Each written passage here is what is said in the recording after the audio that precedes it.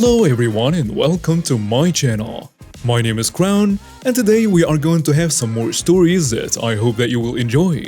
But before we start, it will be so much appreciated if you would subscribe to the channel, like the video if you enjoyed it, and maybe leave a comment down below. These simple clicks would mean a lot to the future of this channel and really reward the effort that I put in every day. And now, without further ado, let's go! First story. No, Karen, I will not commit a felony because your kid wasn't allowed in. Backstory. For the past 7 months, I have been working as a slot technician at my local casino and resort, and I have definitely seen my fair share of things. Make it hard and I'll give you a tip-esque people. Tweakers or nickel machines who smell of stale Cheetos and urine. You know, the whole 9 yards. I'm also an ADHD and Asperger's syndrome person, so I have had some bad things called to me at this establishment. So about a month ago, a woman was stopped at the front door by a security guard because she was trying to bring in her what seemed to be 12 or 13-year-old wheelchair-handicapped son into the casino floor, which here, like most places, is like 21 years old or older to enter. No exceptions. I was overhearing the conversation with security and a uniformed security agent at the main entrance. Why won't you let my son in? He's in a wheelchair.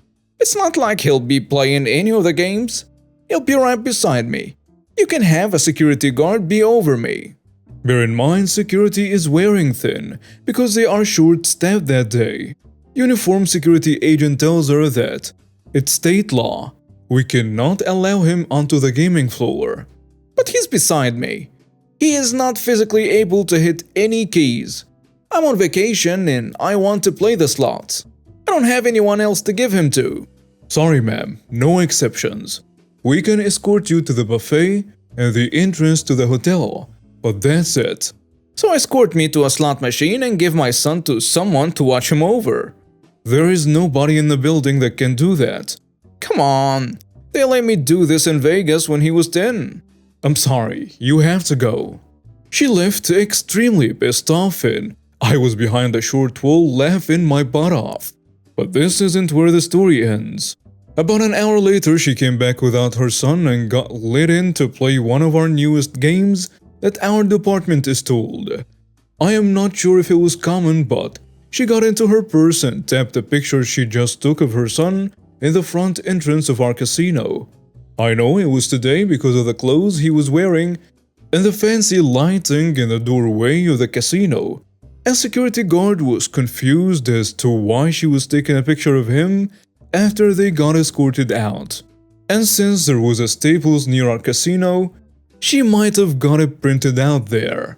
So as with most casinos I'm aware about, our cash-out systems prints out tickets you can use in other machines.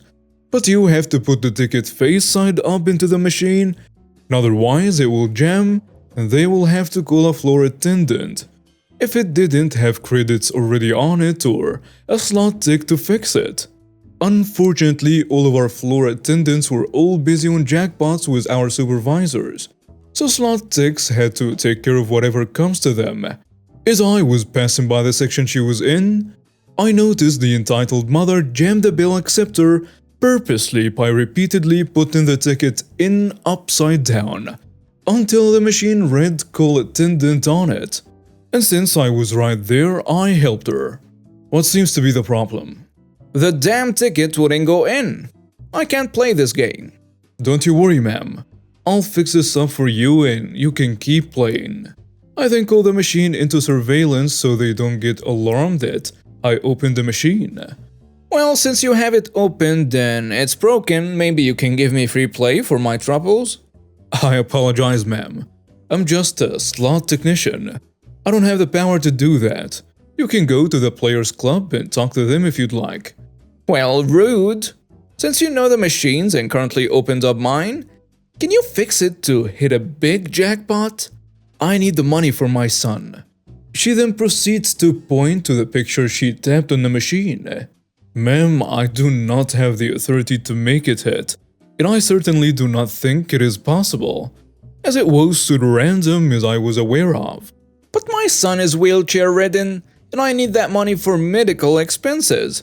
Are you trying to stop me from doing that? Me closing off the machine after handing her ticket back. Nope, machine's ready for you. Let me put a little fairy dust on it for good luck. I then proceeded to rub the machine with non-existent fairy dust in the hope of her getting lucky, as I do when I fix a machine up to give happiness to the patron. The entitled mother pointing to my keys. Well, why don't you make yourself actually useful and use your fairy wand to grant me my wish? As I have said, I have no power to do that. What are you, an R-word?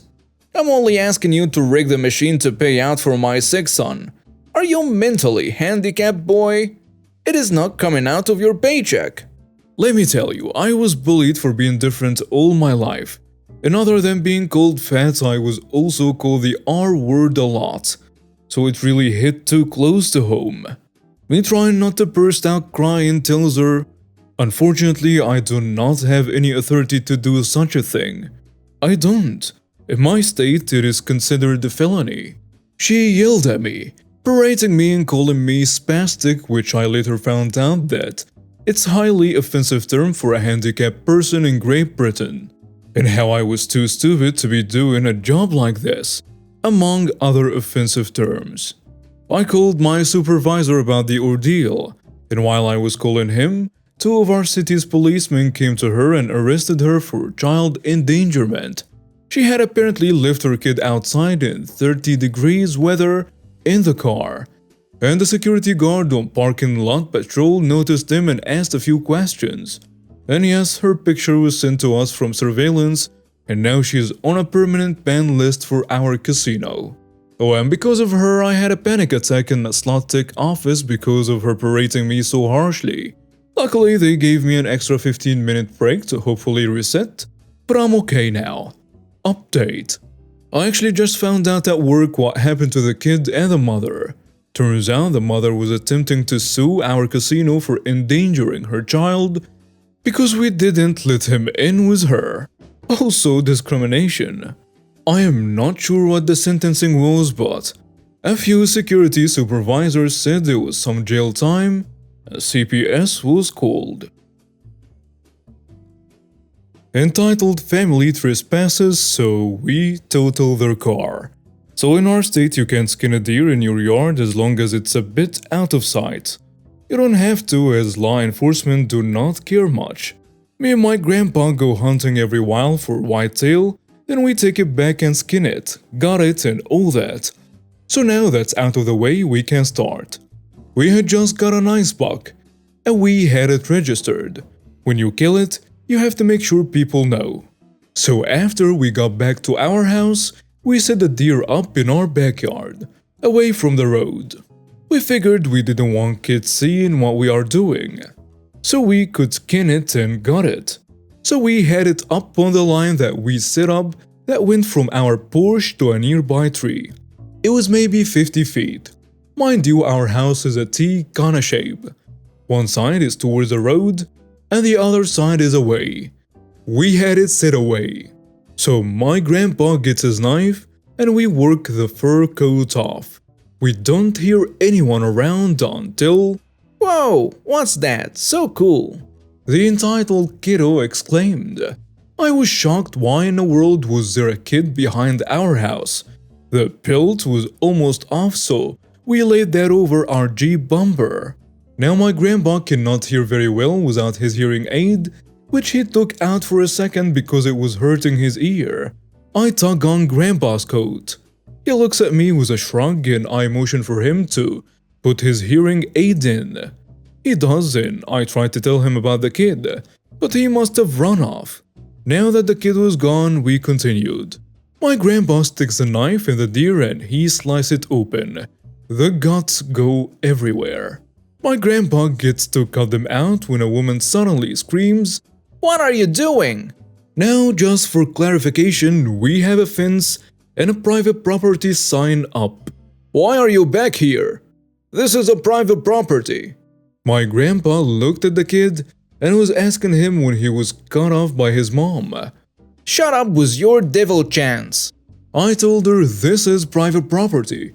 We will call the police." She looks a little scared but says, "Shut up! My kid can be here." Mind you, her kid is behind her and he started crying. "Look what you did! You made him cry." She yells at us. Me and my grandpa are baffled. But since we live in a country where there is no rhyme or reason to be out here, he grabs his shotgun. Grandpa does it like in the movies where he pulls it up then slams it down to bump it. Me in awe because I've never seen someone do it. And she immediately ran off. She took her kid by the arm and ran. Now you think she would be smart enough to stay away? Nope, she didn't. Now we're taking the guts away and she pulls up in her minivan, behind our house. Mind you, this blocks our vehicle's path out. So since this is a private property, we can block her vehicle since she's trespassing. My grandpa signals to me to put some cinder blocks behind her vehicle and tires. Now she honks her horn like she just found out what a goose is, and is trying to act like one. She keeps going and all the while she's smiling. Since our house is a giant T, I walk around and grab some cinder blocks from the front. I sneak a peek at her vehicle, and it's like a freaking clown car. She gets out first and the dad, then their kid, and then 3 others. My grandpa noticed them getting out and stopped what he's doing. I sneak behind her vehicle once it gets all out. I lay forward down behind her tires and stack some. I also make the cinder block barrier longer. So now you have like 12 cinder blocks, completely stopping her from leaving. I walk back around and go upstairs. I walk out onto the patio and down to where my grandpa is. They are all arguing. My grandpa grabs his shotgun again. They all back up and get in their vehicle. They keep honking and my grandpa shoots in the ground in front of their car. The mom speeds back. Her tiny car cannot get over the cinder blocks. She tries to go forward but my other line I laid stopped her. My grandpa laughs hard and the mom throws it back. Crunch, smash. Her vehicle was totaled. When she got over the bigger line, her car plopped onto the bricks. She gets out and yells, "What have you done? You're going to pay!" And Grandpa just keeps laughing. "I am calling the police." The dad yells at us. He called the cops and cried while telling them what happened, but they ended up getting arrested for trespassing and harassment. Next story. My mom stole 8K from me and opened credit cards in my name. I haven't talked to my mom for a little over 1 year now, but this is the story of my mom lies. Growing up, my mom was always in and out of jail for stealing. Last time she was arrested was in 2015. I was 19 at the time and she always said she stole to provide for our family, but we never lived in a stable home. She would just blow money on expensive gifts and tell us we aren't poor. We have this. How many poor kids have this? As we lived from hotel to hotel growing up, I became the financially responsible child. I worked multiple jobs, got good grades, and community service. I was able to save up $8,500 for college with multiple scholarships. During my hard work in high school, I also helped my mom with bills and paying for whatever she needed help with. When I left for college, she was arrested again and had to be dropped off states away by my aunt for my first day of college. I asked my mom for my college money and she said would transfer the money when she got out. When she got out, it all magically disappeared. She blamed my dead grandmother for stealing my money. In 2019, I discovered multiple credit cards and an apartment late on bills were opened in my name. I cried to my mom about all of these issues and she comforted me and asked me for more money. And I gave her more money. I graduated with my BA and went to grad school. I was able to be in grad school for 1 year with my savings before I needed to take grad plus loans out. I applied but was denied due to all the negative items on my credit score. My mom told me to just pay it off. I didn't. I dropped out instead. I was devastated, but I wasn't going to pay for other people's fun ride. I called the credit companies and got the address for all the credit cards. It was my mom's address. When confronted, she broke down saying, "It was my grandmother and how dare I blame her for this?" She demanded an apology and didn't speak to me for a week. My grandmother died before all the credit cards were open. I filed a police report against my mother. She doesn't know yet, but when she finds out, I am sure I will receive the best kind of text message. We stopped talking for another reason. Edit for all the comments. I have not spoken to my mother for a year. Almost 2 years now. She has been blocked on everything. The reason we don't talk doesn't matter much. All that matters is how happy I am that my boyfriend ruined my relationship with her. To the comments asking about why I kept giving her money, it was hard. It was either help with the bills or have no electricity, water, gas, or roof over mine and my brother's head. I did not want to be homeless again, and I didn't want my brother to suffer either. I felt like I needed to help my family because for so long, I had the mentality that blood was thicker than water. I know now it isn't my responsibility. I was just young and thought I was doing the best I could to provide for my family from the ages of 16 to 23. I'm 26 now. Credit stuff. I have gotten a good amount taken off. Only 2 cards and 1 bill are on my credit score, and I hope my police report and the ongoing investigation will take care of those. Next story. Got $40,000 for accidentally confiding a secret to a gossiping co-worker. I worked at a chain salon in the US for minimum wage, plus tips. We got paid on a sliding scale. The more you added service, the more your hourly pay. Then for back to school, we started offering $10 haircuts. It is dumb to offer a big discount on back to school because that's when everyone needs a haircut, but whatever. Except to advertise the sale, we had to stand on a rickety step stool and hang a 10-foot long, 3-foot wide banner on the roof of our store. The step stool alone made it a dangerous task, but on top of it, the sidewalk was uneven. Our manager insisted we do it twice a day, at the opening and closing, in case someone steals the banner. Because certainly someone would want to steal a banner with our logo that says $10 a haircut. It was annoying, but I was looking forward to my next paycheck. I had a high service dollar per hour, which should have meant a bigger hourly pay. Except it didn't. That $7 a haircut discount, it was coming out of our final service dollar calculations, and we ended up making significantly less than usual. I'd worked there for years and this was the smallest back-to-school paycheck I'd ever seen. I went in the next day and was pissed. That morning, a co-worker and I were outside setting up the banner. She was a total brown nose and gossip. It was my turn to stand on a rickety step stool, and I said I was glad this will be the last time I ever do this.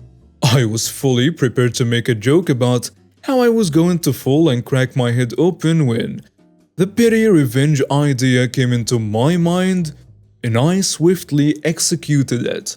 When she asked why, I told her not to tell anyone, but I'd accepted a job at another salon with a set schedule. Higher commission and $5 more an hour. I said I planned on putting in my 2 weeks, but they needed me to start sooner, so I was going to work the weekend and not come back. This would leave us understaffed for the back-to-school rush. After reiterating she could not tell anyone, especially not our boss, she agreed. I left early that day, and on my next shift, my boss pulled me into her office. She said she'd heard a rumor that I was leaving to work at a different salon. I told her I had a much better offer elsewhere, but if she could match that, I would love to stay. She had to put a call in to our district leader about the raise, but said I could work with a set schedule starting the following week. I was working until 9 p.m. some days and at 9 a.m. the next. The unpredictable schedule made finding childcare a pain in the butt. I was constantly ranked second in sales for our store and the district. So the district leader approved a raise and I stayed there another 5 years, which means I got an additional $39,000 in pay for accidentally telling the salon gossip my secret. I also got 20% commission on $500 to $1,000 a week in product sales. The bro revenge. I also started printing out my service sales slip from the day before at the beginning of every shift, so that when payroll readjusted the paychecks to include coupons, I could pull up my record and dispute it. According to payroll, there was nothing they could do about it. I stayed another 5 years, raising the issue sporadically until they brought back the $10 haircut sale and I quit. Few months after I left, I was made aware that a different employee in another state filed a class action lawsuit and I got a letter asking if I wanted to be a part of it. I accepted and the lawyer loved receiving 5 years worth of documentation, emails from corporate and payroll, and so on. They had to go back through all of my paychecks and compensate me for the difference. This included adding the free haircuts reward program and discounted haircuts as their whole amount. This included adding the free haircuts, the reward program, and discounted haircuts as their whole amount, increasing the service dollar, 19 cents an hour here and 30 cents an hour there added up, and despite the fact that the settlement was split with a lot of people, I got $10,000 from that, in addition to my adjusted pay, which was around half the settlement amount. All in all, it was a great win. And now we have reached the end of today's stories. Thank you for watching and see you next time.